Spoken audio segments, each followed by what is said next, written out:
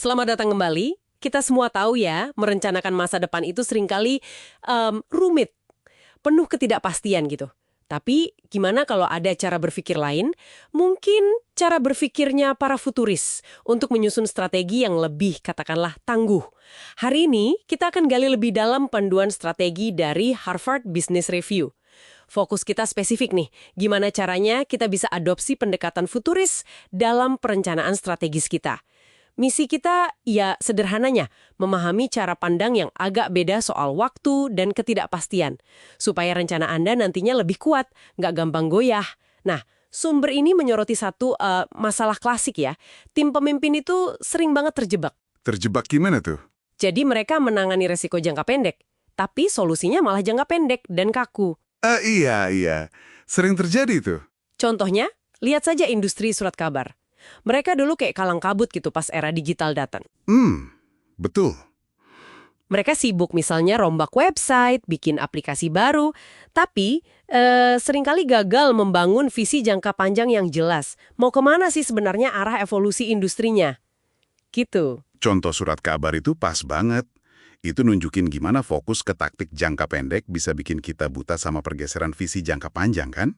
Iya, betul. Nah, kegagalan semacam inilah yang coba diatasi oleh futuris kuantitatif seperti Amy Webb. Dia punya ide menarik. Gimana tuh idenya? Jadi, alih-alih pakai garis waktu lurus yang kaku, yang biasa kita pakai itu, dia usulkan kerangka kerja kerucut waktu. Time cones kalau istilahnya. Kerucut waktu. Kedengarannya menarik. Iya, jadi ini bukan sekedar nandain waktu, tapi lebih ke mengukur tingkat kepastian kita. Terus, dari situ, kita petakan jenis tindakan apa yang paling pas. Oke, kerucut waktu ya. Coba kita bedah sedikit ya. Jadi bayangin ada kerucut, pangkalnya deket kita, terus makin lebar ke depan gitu ya. Betul, persis seperti itu. Nah, di bagian paling dekat, yang paling sempit itu ada taktik. Ini katanya horizon 1-2 tahun ke depan. Di sini tingkat kepastian kita paling tinggi kan? Tepat sekali. Jadi tindakannya adalah membuat keputusan yang konkret, berdasarkan data yang udah ada, modal yang kita tahu, contohnya alokasi sumber daya, atau mungkin perubahan personel. Gitu ya? Iya, betul. Di zona ini, data itu yang jadi raja. Nah, kalau kita bergeser sedikit lebih jauh, di mana kerucutnya mulai melebar, Oke. kita masuk ke ranah strategi. Ini horizon waktu menengah, kira-kira ya 2-5 tahun lah. Tingkat kepastiannya gimana? Masih tinggi? Udah mulai sedang, nggak setinggi taktik tadi. Makanya tindakannya di sini bukan lagi keputusan detail harian gitu, tapi lebih ke mendefinisikan prioritas, arah umum organisasi mau kemana. Kita tetapkan tujuan-tujuan besarnya di sini. Oke. Jadi lebih ke nentuin mau kemana kitanya ya, secara garis besar. Terus gimana dengan bagian yang paling luar, yang paling lebar dan paling jauh ke depan itu? Nah, itu dia, visi.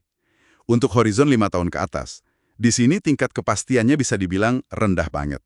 Rendah ya? Iya, kita bahkan mungkin berhadapan dengan yang namanya unknown unknowns. Hal-hal yang kita nggak tahu kalau kita tuh nggak tahu. Wah, makin abstrak ya kedengarannya. Memang. Makanya, tindakan yang tepat di sini bukan bikin rencana super kaku. Nggak bisa. Tapi lebih ke mendeskripsikan kemungkinan-kemungkinan evolusi. Gimana kira-kira organisasi dan industri kita bakal berubah. Ini soal membayangkan berbagai kemungkinan masa depan. Yang menarik nih, berarti kerucut ini nggak diem aja dong ya? Nggak statis? Sama sekali nggak.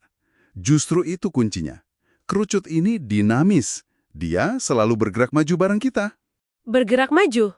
Maksudnya? Gini, setiap kali ada data baru atau bukti baru masuk, titik hari ini itu otomatis jadi awal baru lagi untuk zona taktik. Jadi, zona taktik itu selalu dimulai dari sekarang. Oh, jadi selalu update ya? Betul. Ini memaksa kita untuk adaptasi terus-menerus, bukan malah terpaku sama rencana 5 tahunan yang mungkin udah nggak relevan lagi. Masuk akal. Pendekatan ini juga sejalan sama gagasan bahwa strategi itu sendiri butuh strategi. Maksudnya, kita perlu metode yang beda untuk kondisi lingkungan yang beda. Misalnya, strategi adaptif itu cocok banget buat lingkungan yang sangat nggak terduga. Jadi ini bukan cuma soal kerangka waktu ya, tapi juga soal pola pikir. Kayak salah satu penulis di HBR itu bilang, Perlu keberanian buat nantang asumsi dasar, strategi dari kontras, gitu istilahnya. Betul sekali.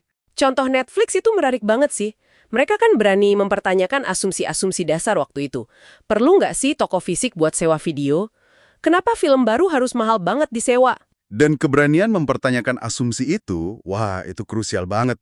Terutama pas kita main di zona visi tadi, yang penuh ketidakpastian. Kenapa krusial? Iya, karena kalau nggak gitu, kita cuma bakal istilahnya mengekstrapolasi masa kini ke masa depan. Kita anggap masa depan ya kayak sekarang aja, cuma lebih besar atau lebih banyak. Padahal, masa depan bisa jadi sangat-sangat berbeda kan? Benar juga ya. Lantas kenapa kerangka kerucut waktu ini penting nih buat Anda para pendengar kita? Apa relevansinya buat mereka? Gini, ini tuh kayak alat bantu praktis aja buat mengelola ketidakpastian secara lebih cerdas.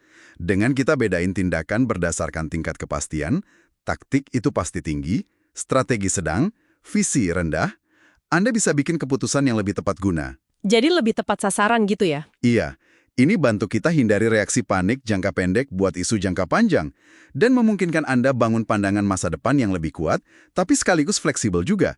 Untuk tim Anda, proyek Anda jadi lebih siap, bukan sekedar reaktif. Oke, jadi kalau saya coba simpulkan ya, merencanakan ala futuris itu intinya, satu, pakai kerucut waktu yang dinamis, jangan pakai lini masa kaku. Dua, biarkan tingkat kepastian yang nentuin jenis tindakan kita, apakah itu memutuskan, mendefinisikan, atau mendeskripsikan. Betul. Tiga, terus adaptasi dengan informasi baru, jangan kaku. Dan yang keempat, ini penting, berani mempertanyakan asumsi-asumsi fundamental. Persis, tepat sekali rangkumannya. Dan ini membawa kita ke satu pertanyaan reflektif mungkin ya, untuk Anda bawa pulang, Anda renungkan. Apa tuh pertanyaannya? Dengan memegang kerangka kerucut waktu ini, coba pikirkan, asumsi mendasar apa sih tentang masa depan industri Anda, atau perusahaan Anda, atau bahkan peran Anda sendiri, yang mungkin perlu Anda pertanyakan kembali secara serius mulai hari ini.